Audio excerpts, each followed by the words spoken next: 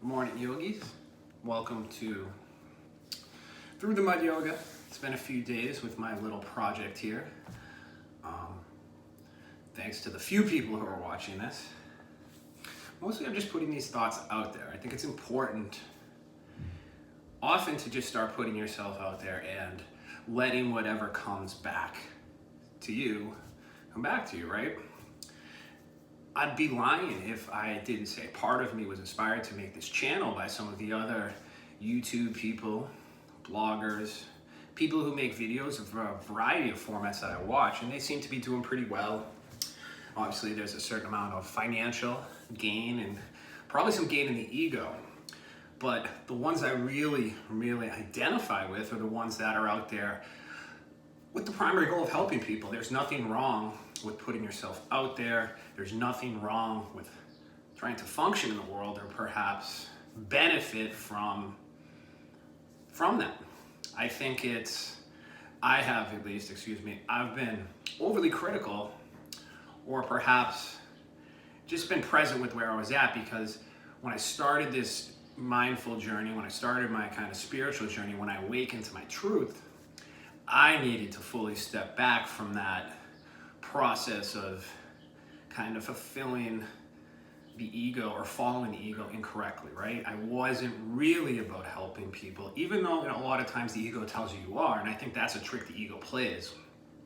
And without getting into really maybe the more intellectual side of this or maybe the sociological side of this, I do see out in the world a lot of people who aren't actually helping, but they're serving their ego, but they're kind of disconnected from the true nature of serving others or the true nature of what's really going on in this world. And I think it's important to really live your truth. And when you see things in your environment, in your community, maybe in your family or just around you, in your world, that doesn't sit right with you, speak out on it. But be a guiding light to help others see their truth. And I do believe when we all kind of get in touch with our truths, the world will be a better place. And we're a long way off from that. There's so much divisivity, so much going on in the world, and it's really tough not to feed into that and stay in that lane, really. I can look out at the political situation, so divisive, so power-based. There's so much hypocrisy, and there's a lot of things I struggle with engaging that because I have my own ego probably still, and I have my own opinions. So I have to navigate that mindfully to come at a softer truth. You look at this coronavirus going on, it scares me in a certain extent, and I think it's a beautiful thing. And that's kind of what I want to talk about today, is finding beauty in everything, right? I had to forgive and find empathy really throughout my whole life for a lot of different people. I worked in some pretty intense environments where there were some pretty damaged people. I have seen people that I do consider evil beyond reproach. I would lie if I didn't say that. I have seen and interacted with those people. To a certain extent, I always had empathy. I really have empathy for really 98% of people. Probably all people, because at the end of the day, there was a lot of harm done to me. And part of my healing process was finding that empathetic voice towards those people. And that's a very delicate process. I even remember a meditation session, and I'll just keep it impersonal. I think there was one of those school shootings in Florida. And for some reason, right, I was down in that internet looking at that scared world, and I saw a picture of the young man in a box, and I realized he was going to be in a box for the rest of his life. Where did that young man come from? What made that young man so damaged? And I remember sitting in meditation, and there's different styles of kind of loving awareness meditation where you try to radiate light. And where I was brought to in that meditation, maybe not, I didn't seek out to it, but that's where I ended up. I pictured myself in that room. I tried to tap into that and send that young man love, because I know he's so damaged. I know it says something about us all that our young people end up in situations. And of course, that doesn't say, I think it goes without saying, justice will be served. There's true victims of this young man, but it's kind of like the pain of society, the pain of the institutions we are all perpetuating are spilling out and all affect us all. I think it's much easier to try to pretend it doesn't. That was a pretty powerful kind of meditation session, if you will. I don't even know if you want to call a lot of the stuff I did early on meditation. I'm realizing now, about 3-4 years of my journey, I really defined and made up a lot of these things for myself.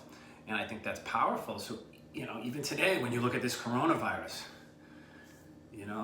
ahimsa, the practice of nonviolence towards all living things, and this is kind of out there, and I'm just going to leave it kind of short, but could you have empathy for this virus? The virus is just doing what a virus does, right? What's a virus supposed to do? Yeah, it's going to be sad that people are going to be in pain. The less disenfranchised, probably more so than people in affluent communities like us, but there's going to be people in our affluent communities that are going to be greatly affected. Those who their ego is built into maybe the economic system. People are going to struggle if we have a worldwide recession. And then in that struggle, will they find solutions inside? Will they come back to empathy, or will they put more pain out in the world? And I think that's the situation for humanity, is when we come through these very painful things, these painful times as a collective species, we have an opportunity to go inside ourselves and acknowledge our truth, and then go back out into the world a better actor. Or we can deflect, we can stay at the surface level. We can lead with our ego, our intellect, even when we think we're helping, even when we think we are trying to find solutions, without realizing we are just perpetuating that cycle, right?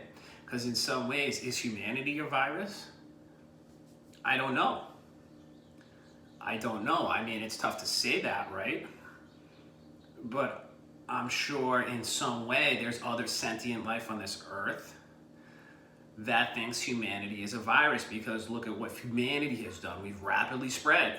We've injected ourselves into all these natural ecosystems, and in many ways we're off balance. And in many ways that karmic imbalance is really what we are seeing here, and many of the things I just talked about.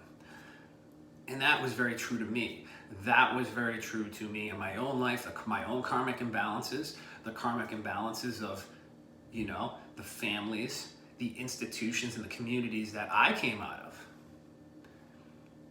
And very early in my journey, very early in my healing process, I realized the best thing I could do for the world was to heal myself and then step out into the world as a better actor.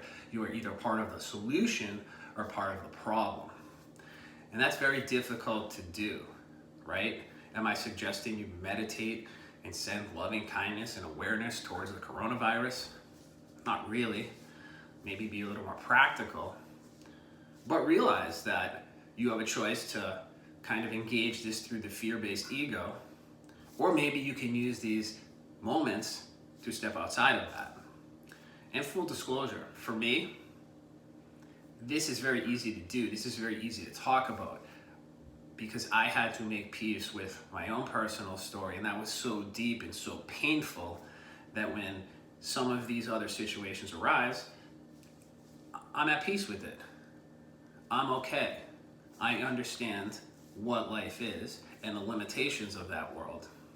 So now I try to step back out and try to create a better world. And hopefully this sits well with someone.